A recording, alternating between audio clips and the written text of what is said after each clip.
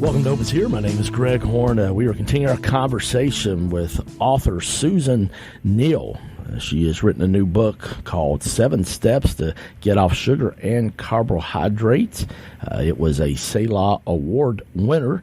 And just the thing that's so great about this book is Susan not only has the educational background as a RN, registered nurse, but she also has a master's degree in health science.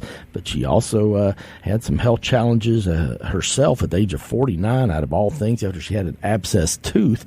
But she went through 2 years of really challenging health, but that's why she wrote this book after she got on the other side of that, and is in great health now and wanted to share with others. And if you missed yesterday's program, we just kind of talked about some of the background of this new book. I want to encourage you to go to our website, hopeishere.today. That's hopeishere.today, and check that out. But we're going to talk a little bit about the 7 steps. And I know there's people listening like me sometimes that are just sick and tired of, quote, being sick and tired because maybe you put on the quarantine 15 pounds that a lot of people have in our country. And you're going to get some hope today by listening here to Susan talk. And Susan, as I was reading your book, your 7 steps aren't complicated, but you've got to decide that you're ready to get healthy, don't you? Yes, you sure do, and that's the very first step, because no one can make this decision for you, and it's your choice. And many people decide after they have some kind of a health crisis. I know for my sister it was, and she was gluten sensitive. She could no longer eat wheat, so or somebody may be diabetic. And, or you're just right on the verge of becoming diabetic. Well, if you change your diet, you can stop that course. And my sister did that as well. She was pre-diabetic. It was, her blood sugars were really high, and she took the 7 Steps plan, and in 3 months, she turned around her numbers, her blood sugar numbers, and the doctor's like, nope, you're no longer in a pre-diabetic state. You're doing great. The first step is to decide. Well, I'm hoping by yesterday's program and today, as we'll continue to talk about these steps, and maybe people listening will take that first step and decide and to do that, because the good news is God really wants His children to be healthy, doesn't He? Oh, He sure does. Yes, He does. He wants to give us life in all its fullness. That's what He wants for us. But the enemy wants something different. Well, he does, and if he has kind of stolen your health over the past few years, we want to help you get it back. In step 2, you talked about something that's been really passionate on my heart over the past year, Susan, about being in community, Jesus model community, by doing life with 12 guys that they called the disciples for those 3 years that he did ministry. And then he even had a more intimate relationship with 3 of those guys, Peter, James, and John. And, I don't know that Jesus had to do that, but I think because he was the Son of God, but he did, I think, to model for us the importance of a community. And is that important? Is that an important step in your process of these 7 steps to get off sugar and carbohydrates? Yes. The second one is to gain knowledge as well as a support system. And what I really recommend is an accountability prayer partner. You see, my books, my Healthy Living books, are written from a Christian perspective. So we're going to incorporate biblical aspects such as that. So when you are having that temptation, then you can go ahead and pray. You can call your prayer partner. You can get that support. You can have the accountability that you need to make this difficult lifestyle change. Well, that part is, I think, really, really important to it. I know the things that I've looked at in my life when I've done it with somebody else, that when you feel like giving up, the other person helps encourage you, and vice versa. And so it's really good when you do it with somebody else, isn't it? Yes, it sure is. It sure is. And a second book that I wrote was Christian Study Guide for 7 Steps to Get Off Sugar and Carbohydrates. So that is excellent to do with, like, your prayer accountability partner. You could do it alone, or you could do it in a church group. I've got a copy of that too, and I'd highly recommend that. I've really enjoyed that as I've started doing that, so I encourage you to pick that up. You can find all that at Susan's website, SusanUNeal.com. It's SusanUNeal.com. We'll have that listed on our website with the podcast of this program later today. If you're driving, you can't write that down, you'll be able to find that at hopeishere.today. That's hopeishere.today. Well, step 3 of those 7 steps to get off sugar and carbohydrates has a biblical connotation to it. Lead us not into temptation. Can you elaborate on that one for us? Yes. So step 3 is to clean out the pantry, refrigerator, freezer, and your emotions. So first, you want to remove the junk food. You want to get the temptations out of your house. So you need to go through and you need to purge. You could decide, okay, I'm just going to wait till I finish this box and then I'm not going to buy any more. Or you could give it away or put it out of sight, because if, like with the last interview, we talked about food addiction. If you have a food addiction to like that sugar or the wheat, then you see that item, oh my, your focus narrows. You can't think about anything else. You're going to go eat that. So you want to remove it. So that is step 3, is to clean out the pantry and refrigerator. But then there's another aspect to it, and that is to clean out your emotions with God. Because sometimes we emotionally eat, and it's because, of our emotions. We're sad, or we're going to celebrate, and we have cake, or we're angry, and we're going to stuff, our emotions with that food. Or it could be that we had, past trauma or abuse, or we have someone that we need to forgive. And that can play an emotional component to your eating. So this is the third root cause for someone who's eating in a manner that they don't want to. And you need to attain healing for that. So if you are one of those individuals who has that needs the emotional healing, that has the emotional aspect to eating, then the Christian Study Guide for 7 Steps to Get Off Sugar and Carbohydrates was written for you. Well, I just think that is a huge, huge point there. You talked about the emotional eating. I realized in the past 6 years, I've talked about it off and on over the 2.5 years doing Hope Is Here, that didn't realize I was becoming an emotional eater.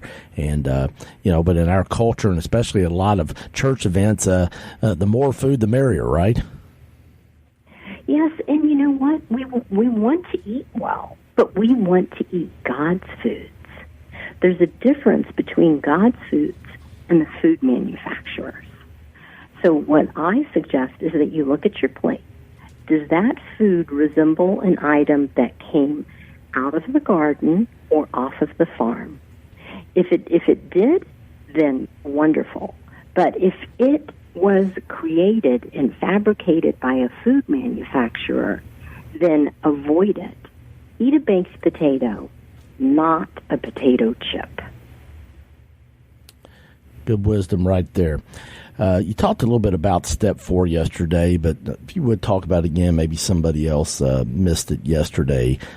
So talk a little bit about step 4, about a certain type of cleanse, because I was not familiar with this until I read your book. Yes, so step 4 is to purchase healthy foods in an AntiCandida Cleanse. So I had a candida infection of my gastrointestinal tract, and that happens after you take antibiotics, and it wipes out the good probiotics in your gut. And then we're never taught to re-inoculate our gut with probiotics. So this bad guy grew in my gut, and I created there's all sorts of symptoms that go with this. It's like you crave sugar and carbs and alcoholic beverages, because all of that metabolizes and turns into sugar. And that's what the candida eats. And this candida is like a parasitic bacteria that or yeast that is inside of you. And it has loads of different symptoms. It can cause anxiety, depression, athlete's foot, infections of the nails, and a list goes on and on. And so I created a quiz that you can take to see if you might have a Candida infection. And you go to candiquiz.com. That's CANDI, quiz.com. And you can take the quiz and see if you might have it. And if you do, and there's also in there a test that you can take at home to see if you do. If you do have an overgrowth of this, then what you need to take is an AntiCandida Cleanse. So you go to a health food store and you ask the attendant, okay, I need a good Candida Cleanse, and you can go and look at the different ones. You purchase one. And for me, I had to do 2 bottles of the cleanse over 2 months. And you also, at that time, have to stop eating wheat, sugar, white rice, refined carbohydrates, and alcoholic beverages, because that's the thing that the yeast eats. But after you kill this, it's like, before that, when I had it, it was like a monster in my gut. I could not stop my cravings. I couldn't stop eating. But once I killed this parasite and I got him out of my body, my normal appetite came back. I started losing weight. It was miraculous, but God made our bodies to heal. He sure did. Well, that was really, it was new information for me and very enlightening. And so I know there's a lot of people listening that'll be blessed by that. And I want to encourage you to check out Susan's website. We've been talking with Susan Neal. She's the author of a new book called 7 Steps to Get Off Sugar and Carbohydrates. She also has an excellent study guide that goes along with that as part of her Healthy Living series of books that she's written. You also write a blog. Tell us a little bit about that blog. Yes, and it's on my website, SusanUNeal.com, and that is NEAL.com. And I have a blog, and with this blog, I teach you all sorts of things, because the second step in the 7 steps is to gain knowledge, and we need to learn all sorts of things. And you started out the conversation by saying, people have, with the coronavirus, gained the, 15 from the pandemic. Well, I wrote an article to fight stress eating with healthy snacks, and I give an example of healthy snacks because we want to eat God's foods like nuts or boiled eggs, homemade granola, green apples with almond butter, chocolate-covered nuts. I mean, you don't want to starve yourself. You just want to change the types of foods that you eat. And then also in this article I wrote, when you recognize that you're emotionally eating and you're having temptation, pray. Recite a Bible verse out loud. Mine was, don't drink too much wine, for many evils lie along that path. Be filled instead with the Holy Spirit and controlled by Him. So I would fight temptation with Bible verses. You can go on a walk, call your accountability prayer partner, exercise, journal. There's just, Susan, we are out of time. I hate to cut you off. This is great stuff, but I want to encourage you to go check out her website, SusanUNeal.com. That's SusanUNeal.com. If you're driving, you're like, I can't write that down, you can always go to our website, hopeishere.today. Hopeishere.today. For Susan Neal, I'm Greg Horn. We'll see you next time on Hope is Here.